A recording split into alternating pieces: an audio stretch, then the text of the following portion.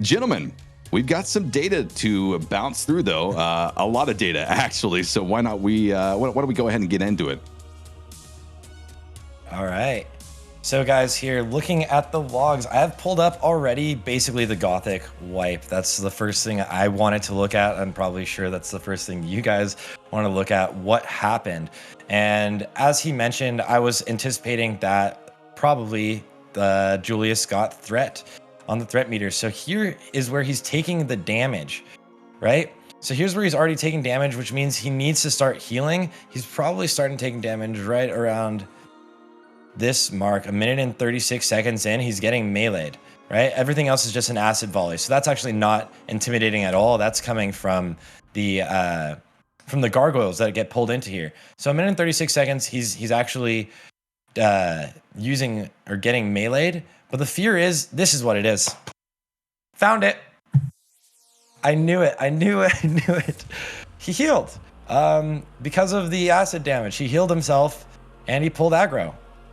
So that's, I think they still had, let me go back. I think they still had the blessings going out. We can go to the paladins and see which ones are casting what. Casts, and then abilities. Kings. So the blessings are still going out the whole time. There's not really a break because there's a 1 minute and 36 seconds in where there is the issue. So the blessings were still fully going out, even at like a pace of every GCD, except for right here. You can see there's one break in between a GCD. But other than that, this is every GCD is a blessing.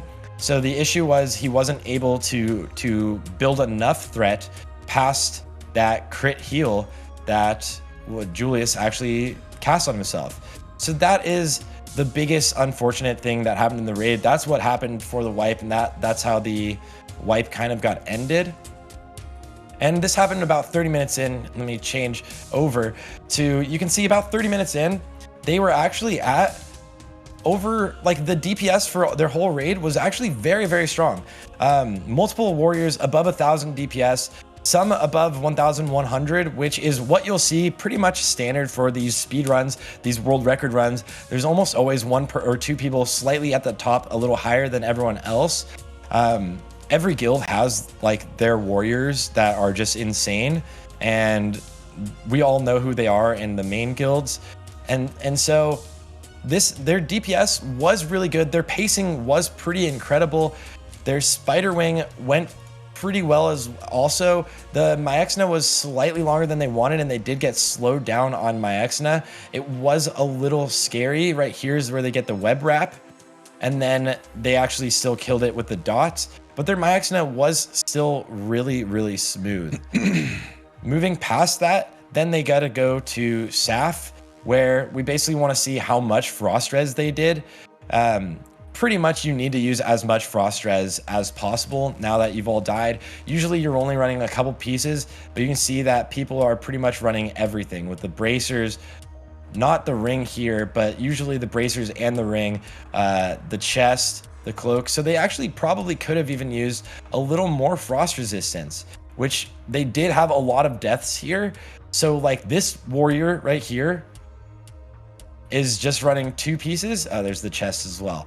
So like you could have gone, usually you would go for full frost resistance as you move in. And then one thing I didn't actually mention during the run itself is they actually ran 2 druids, which is more rare in speedruns nowadays to run 2 druids. You usually have 1, and the primary job of the druids is fairy fire.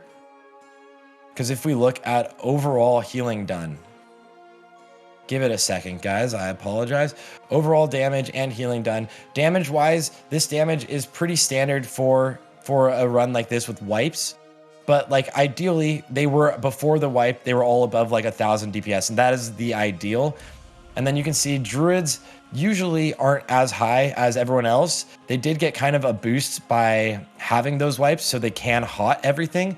But usually your druids are not really allowed to use rejuvenation and other hots on any of their tanks, especially warriors will usually have cancel aura macros on their bloodthirst and heroic strike to cancel aura those so they don't push off buffs.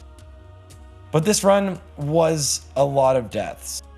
This run was a lot of deaths, as you can see, guys. This was a rough run for our first run, and we're gonna go to a couple replays of the runs from some of the biggest things that happened in this run, and so that is the log. We won't go through too much with you on this after we broke down what happened with